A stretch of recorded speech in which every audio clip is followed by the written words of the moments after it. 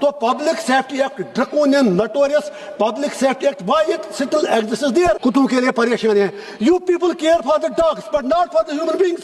Why not for those who are there in jail since decades together? Umar Khalid, Sharjeel Imam, Kashmir के लोग, वो बेचारे क्यों मरे? They are political prisoners.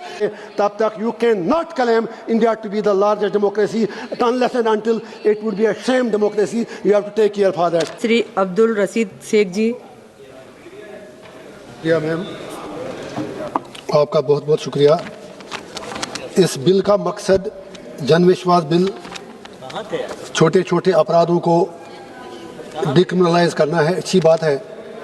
शायद मुझसे बेहतर कोई नहीं जानता. मैं बार बार ये कहूँगा कि उनकी जेलें भरी पड़ी हैं, अदालतों पर बोझ काफ़ी ज़्यादा है. और मैं इस हाउस को, मुअज़्ज़िज़ हाउस को बताना चाहूँगा कि अक्सर औकात लोग जज साहिबान को कोसते हैं, लेकिन जज साहिबान भी क्या करेंगे? उन पर बोझ बहुत ज़्यादा है. ट्रायल में कभी मौका ही नहीं मिलता, बेल सुनने के लिए मौका नहीं मिलता. 2-2 साल से, 3-3 साल से लोगों की जमानतों की दरखास्तें पड़ी हैं. कानून तो हम लोग बनाते हैं और बदकिस्मती से बुरा भला ऑनरेबल जज साहिबान को सुनना पड़ता है. हम ये उम्मीद रखेंगे कि इस बिल का नाम जैसे जन विश्वास है, पीपुल्स ट्रस्ट, तो फिर जनप्रतिनिधि जो हैं, मैं उनके लिए एक बात कहूँगा. जैसे मैं जेल से बैठ के इलेक्शन लड़ा, कानून ने मुझे इजाज़त दे दी लड़ने की, लेकिन फिर कौन सा अंधा कानून था जो मुझे आने से रोक रहा है? या तो एक कानून लाइए, जेल से किसी को लड़ने ही मत दीजिए, जिसके खिलाफ FIR हो लड़ने ही मत दीजिए. छोटे छोटे चीज़ आपने कर दिए, लेकिन बड़ी चीज़ों पर आपकी नजर ही नहीं जा रही है. आपने या तो किसी को जेल से लड़ने मत दें, या फिर कम से कम जैसे कोई जीत के आता है 20 लाख लोग, 30 लाख लोग उस पर अपना विश्वास जताते हैं, आप उन लोगों का अपमान करते हैं जब आप उसको यहाँ नहीं आने देंगे. अब अगर मुझे आने दिया तो 1.5 लाख रुपया दिल्ली सरकार मुझे कहते हैं 1 दिन का भर दो.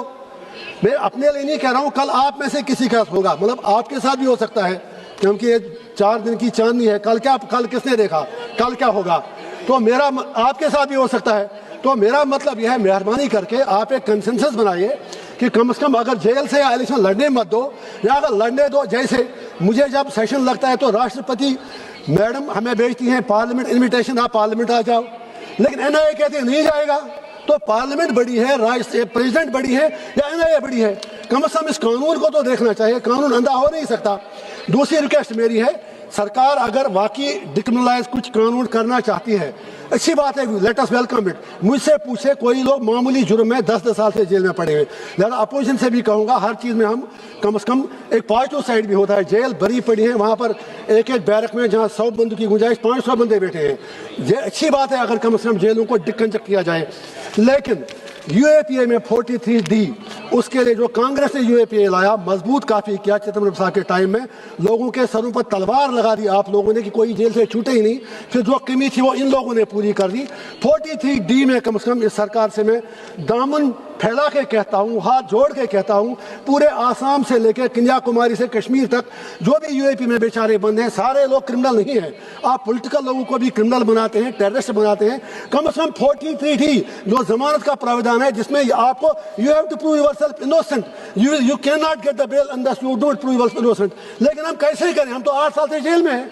मेरी एजेंसी को तो पूरा मैदान खुला है, सब कुछ सरकार उसके साथ है, सारे व्यवस्थाएं उसके साथ हैं. How can we prove yourself innocent? कोई भी, मैं अपने लिए नहीं कह रहा हूँ, बाकियों के लिए.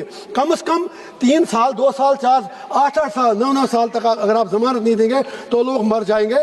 लिहाजा खुदा के वास्ते मेहरबानी करके आप ये चीज़ देख लीजिए. इसी तरह मैं एक डॉग में अभी रात के वक्त भी सुप्रीम कोर्ट, शायद या अगर मैं सही हूं तो, मतलब सुप्रीम कोर्ट के पास लोग दरवाजा खटखटाई कि कुत्तों को वहां से अपनी जगहों से उठाया जा रहा है. कुत्तों के लिए परेशानी है. You people care for the dogs but not for the human beings. Why not for those who are there in jail since decades together who have done nothing wrong?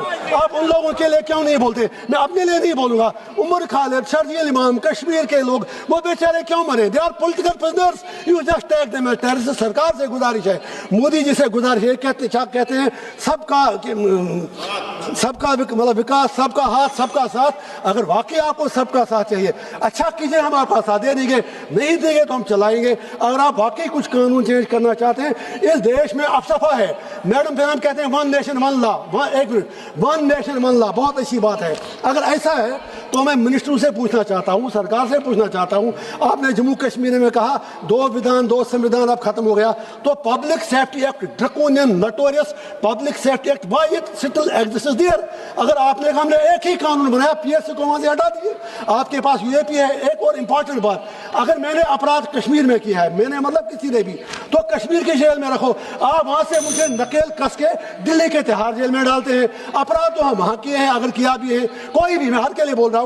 इसी तरह मेरी एक गुजारिश है कि मतलब डॉग मेनस, मतलब हर जगह पूरे कंट्री में अगर आप देखेंगे आवारा कुत्तों का राज चल रहा है, किसी को भी पकड़ के मारते हैं, लेकिन उन्हें कंट्रोल करने के लिए किसी के पास कुछ है ही नहीं। अगर कहीं कुत्ता पागल हो जाए, अफसफा में आप किसी इंसान को गोली मार सकते हैं, केस नहीं लगेगा, आपने डिफेंस में बचा दिया। लेकिन अगर आवारा कुत्ते को, बस जस्ट 30 सेकंड्स, अगर किसी आवारा कुत्ते को जो पागल हुआ हो, 10-20 बच्चे भी खा जाए, मैं अपना एमएलए, मेरे एक ही दिन में मैडम 26 बच्चों को आवारा कुत्तों ने काट दिया। जब मैंने एसपी डीसी से गुजारिश की, सबों ने हाथ खड़े कि हम कुछ नहीं कर सकते, लेकिन वहां ही अगर गलती से भी फौज का कोई जवान अफसफा में किसी बंदे पर गोली मारे, उसे कोई नहीं पूछता, लेकिन आवारा कुत्ते को कुछ नहीं कर सकते। लास्ट पर मेरी सिर्फ इतनी गुजारिश है कि अगर आप वाकई लोगों का एतमाद जीतना चाहते हैं, तो कम से कम जो ड्रैकोनियन लॉज हैं, कॉस्मेटिक मेजर्स मत कीजिए, खास तौर से यूएपीए को लेकर कम से कम वो 43D नरम कीजिए। और जज साहिबान जो हैं हमारे हैं, अदालतें जो हैं, जजों को कम से कम इतना इख्तियार दीजिए कि 43D का ईज आउट करके लोगों को यूएपीए में बेल मिले।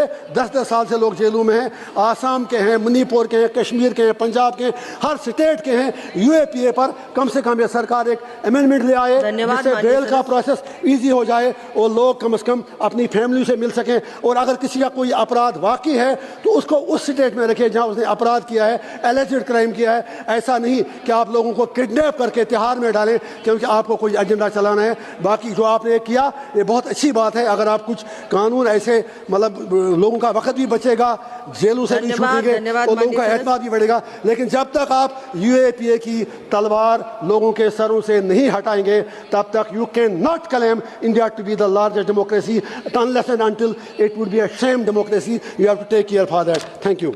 माननीय महासचिव जी।